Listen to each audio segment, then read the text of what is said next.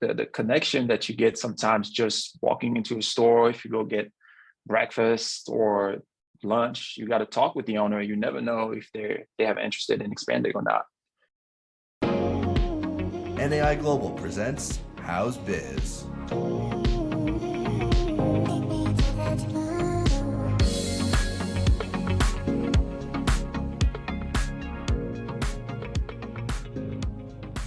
Greetings. Welcome to NAI Global's How's Biz podcast. I'm your host, Gary Marsh. Today's guest is Gael Zongazo with NAI Elliott in Portland, Oregon. Welcome, Gael. Hey, how you guys doing? I'm glad to be on the show. Thank you. Thank you. So we know that you're one of our next gen stars, rising stars. This is partly why we want to host you today and some others, some of your colleagues from different markets in the U.S. Maybe we'll reach out internationally as well. But for now, we're going to start with some of our young talent in the U.S., and you're certainly one of them. Let's just start with your business practice. I know you're part of a team. I think you guys call it again. This is under the NAI Elliott platform. Your team is called Northwest Realty Advisors. I think the lead is George McCoubray. You have two other teammates. So maybe why don't you talk about your team and your teammates and how you guys do your business. Okay, yeah. Actually, I'm not part of the team anymore as of June 1st.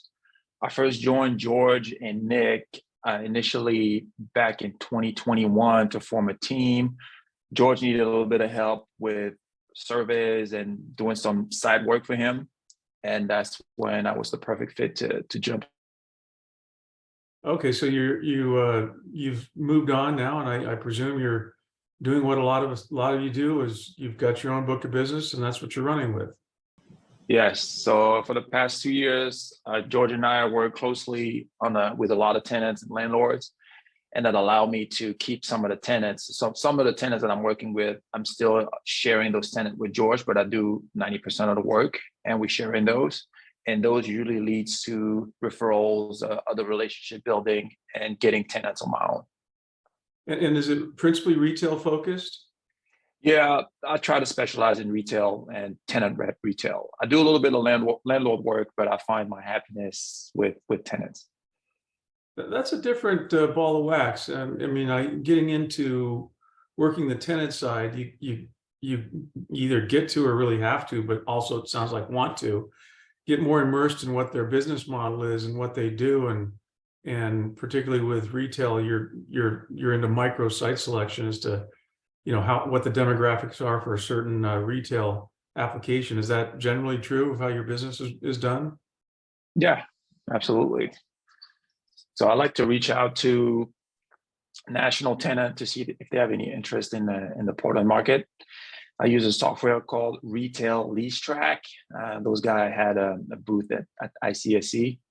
And it's great because you can send a broadcast email to all the tenants that you think could potentially be interested in your market, and you're just waiting for the feedback.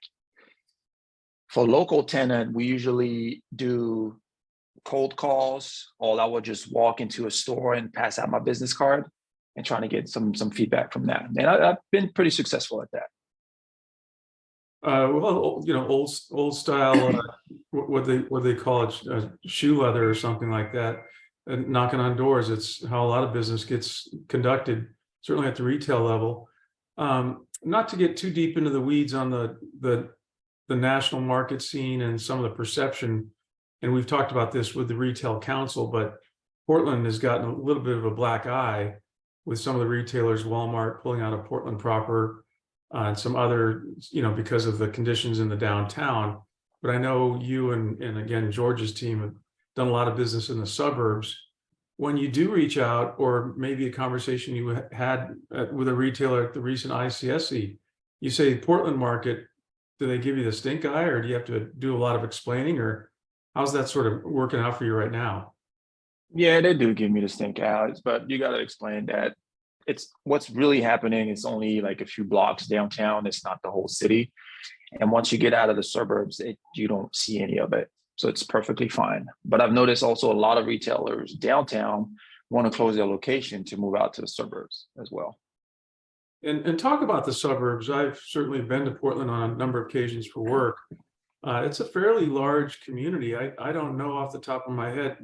What is the metro population? It must be 2 to 3 million. Is that something? Does that Yeah, sound about yeah, right? it's between 2 and 3 million. I think exactly it's 2.6, I believe, Okay. including South Washington, so Vancouver, Washington, all the way to Gresham, and all the way to Hillsborough. It's about 2.5, 2.6 million. And really, the majority of that population does live in the suburbs. For the most part. Yeah, yeah, good.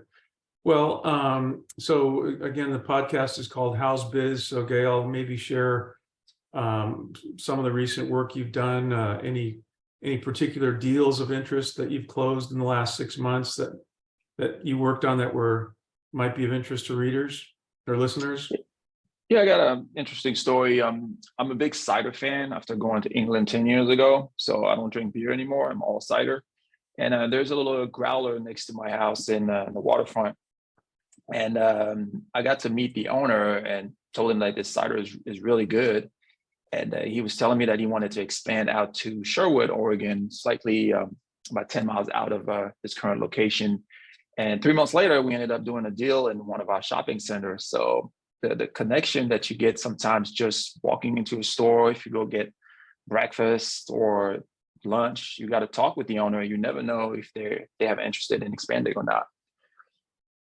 I don't think about that in retail. It's different, obviously, with office brokers, tenant reps. They have to be intentional about showing up in an office place, whereas Right. times you're just doing what you're doing, living your life. So hopefully the IRS isn't listening, but I would think everything you do is a complete write-off.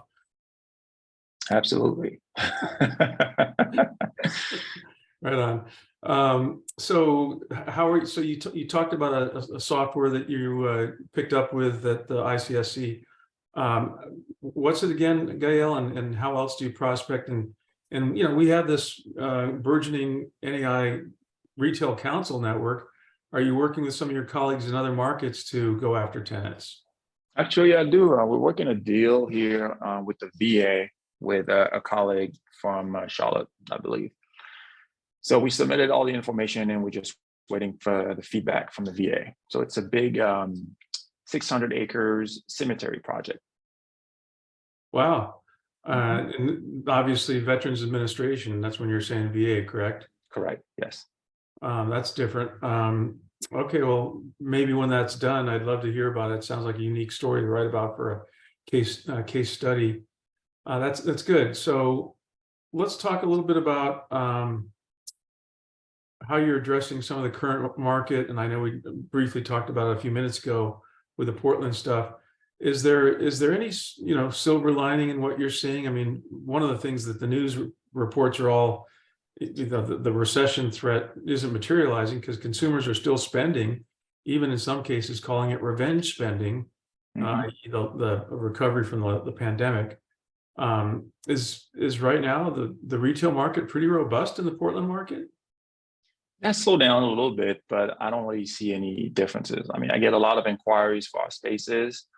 When I reach out to tenant, they actively want to be looking for spaces. So I have more work than I can handle, actually. So I don't really see any slowdown in the retail market.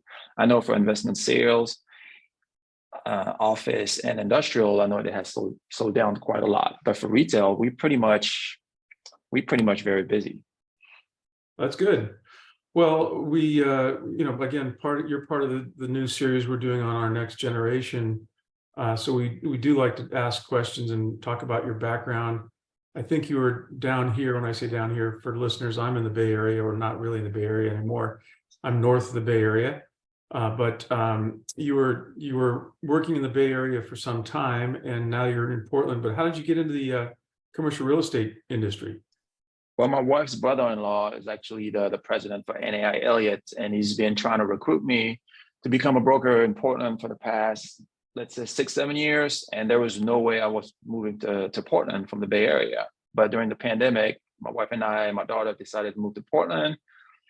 And within a few months, I was working at NAI Elliott. He was able to make it. Jordan Jordan got me. Mm-hmm. Well, persistence and then an unfortunate health crisis, the combination led to it. So, but you're in the That's right. business now, and are you having fun with it? Yeah, it's pretty fun. The first 6 months were tough because I didn't know what I was doing, and I had a little bit of experience in residential, which commercial is very different. I felt pretty useless the first 6 months. Then I started doing little deals here and there. Now I'm pretty confident with any type of retail leases. Excellent. What kind of work? And you said residential real estate in the Bay Area. What other kind of work were you doing, if any, in your career? You're because you're I don't know how old you are, but you're late 20s, 30 or something like that. I like that. Your early to mid 30s, I take it. We'll go with that. What other kind of work were you doing previously, Gael? Well, I have a degree in accounting, so I worked as an accountant for a couple of years, and then I started a fitness business where my company will go to multifamily residential luxury apartment building, mostly urban, and we would provide fitness classes, yoga, Pilates, HIIT training.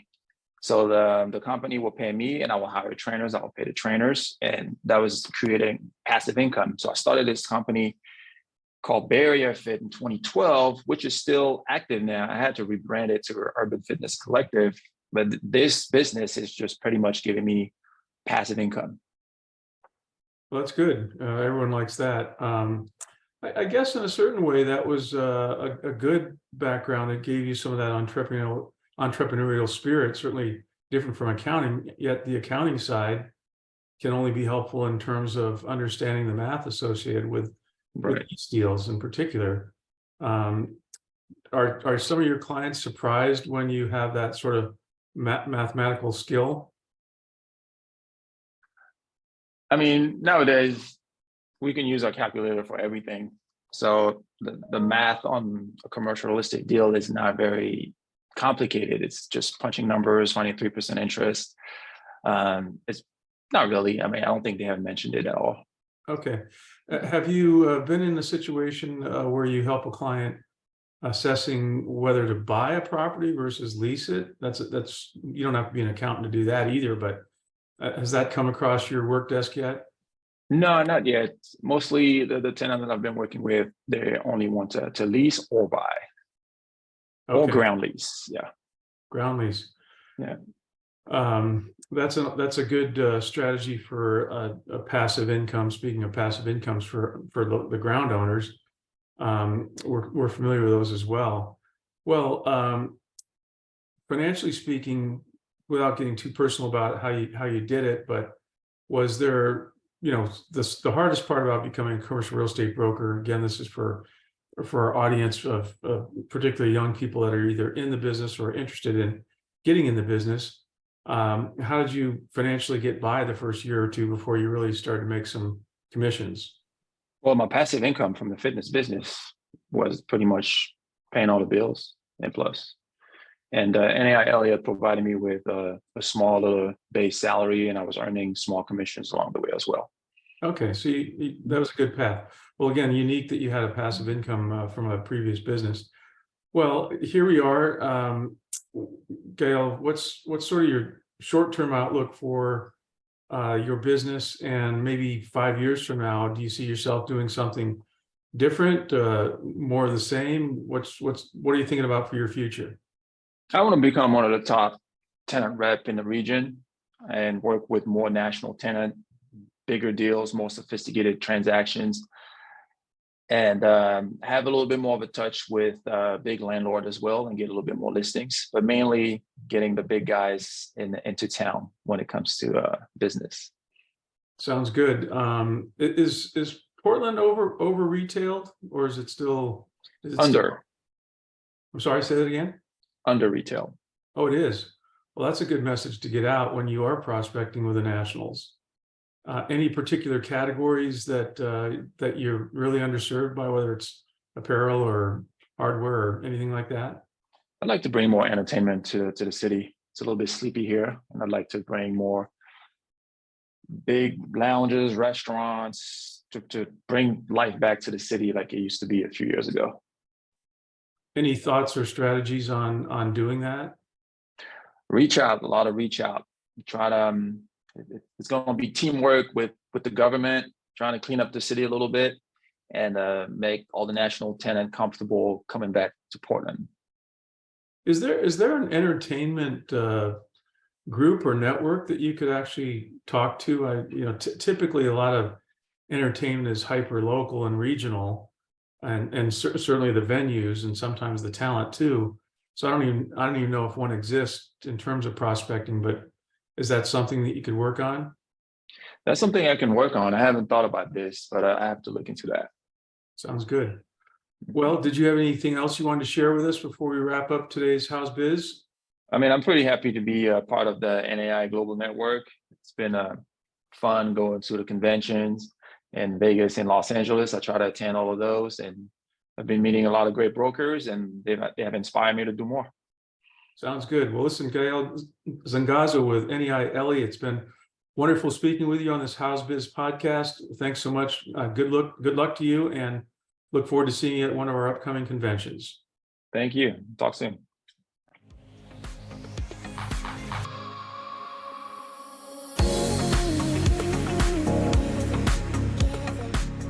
Thanks for tuning in to House Biz, presented by NAI Global. Review, share, subscribe, and keep an eye out for the next episode.